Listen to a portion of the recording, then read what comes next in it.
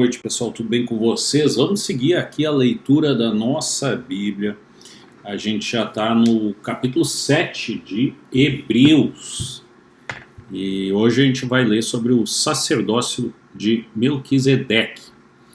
Estamos no Novo Testamento, então depois, como falei para vocês, é que a gente vai começar a leitura do Antigo Testamento. Então já sabe, já se inscreve no canal, já deixa o seu like e vem com a gente.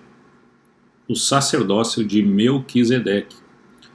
Porquanto esse Melquisedeque, rei de Salém, sacerdote do Deus Altíssimo, que saiu ao encontro de Abraão, quando este voltava, depois de haver derrotado os reis, e o abençoou, para o qual também Abraão entregou o dízimo de tudo. Em primeiro lugar, seu nome quer dizer Rei de Justiça.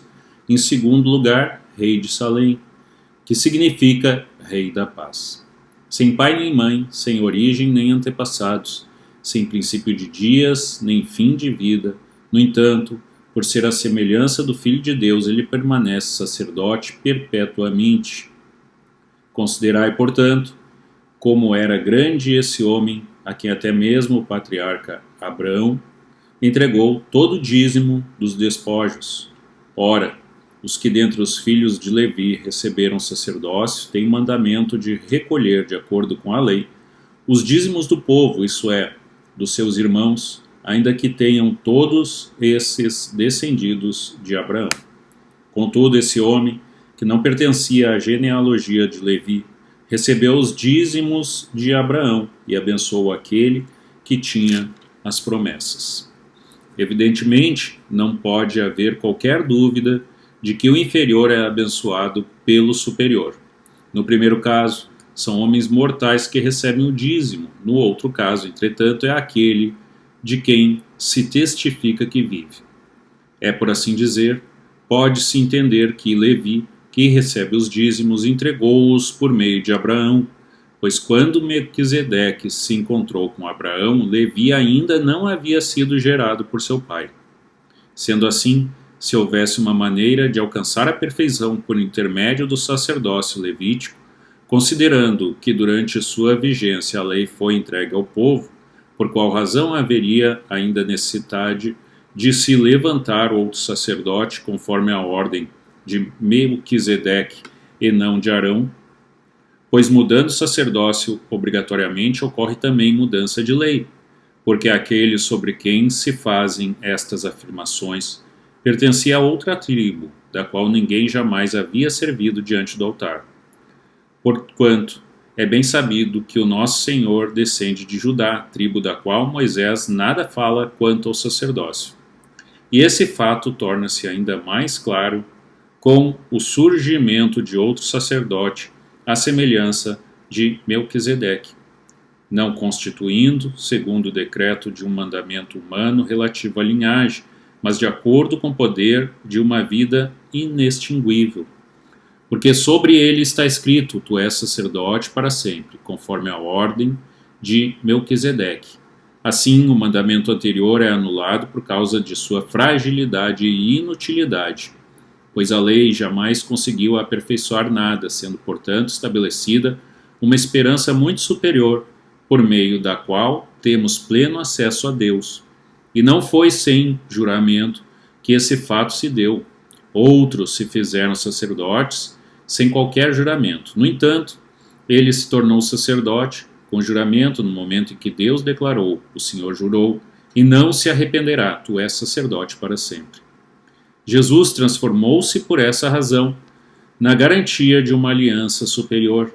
Por isso, aqueles sacerdotes têm surgido em maior número, pois são impedidos pela morte de continuar o ministério. Contudo, considerando que vive para sempre, Jesus tem um sacerdócio perene. Concluindo, ele é poderoso para salvar definitivamente aqueles que, por intermédio dele, achegam-se a Deus, pois vive sempre para interceder por eles. Certamente estávamos necessitados de um sacerdote como este, santo, inculpável, puro, apartado dos pecadores, exaltado acima dos céus.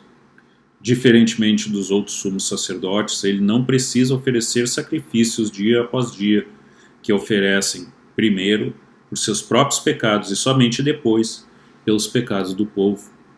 Porque no momento em que se ofereceu a si mesmo, realizou esse sacrifício de uma vez por todas. Porquanto a lei designa sumos sacerdotes a homens que têm fraquezas, mas o juramento que veio depois da lei estabelece por toda a eternidade o Filho que foi aperfeiçoado.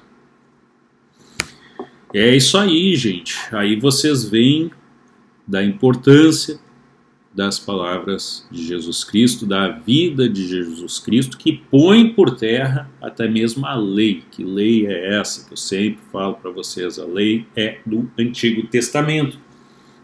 E todas as leis que vinham com ela, inclusive a famosa lei de talião, né? Olho por olho, dente por dente, né? Se roubou, corta uma mão, e assim vai, né? Isso, a partir da pregação de Jesus Cristo, isso cai por terra. Então todas aquelas leis, aqueles sacerdotes, não são nada perto de Jesus Cristo. Isso você tem que entender muito bem.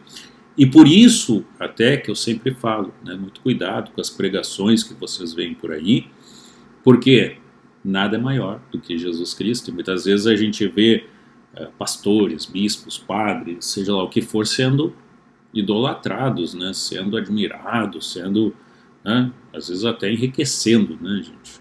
Coisa que não está aqui na nova lei, não está no Novo Testamento. Então é isso que você sempre tem que pensar. Por isso, inclusive, eu fiz questão de ler com vocês antes o Novo Testamento para depois ler o Antigo Testamento. Aí você vai ter mais compreensão e eu vou ter também mais condições de discutir com vocês o Antigo Testamento. Tá ok, gente? Então já sabe, amanhã às 7 da manhã estamos novamente aí com vocês. Se inscreve no canal que a gente está sempre por aqui, 7 da manhã, 7 da noite. Deus abençoe a todos vocês e amém.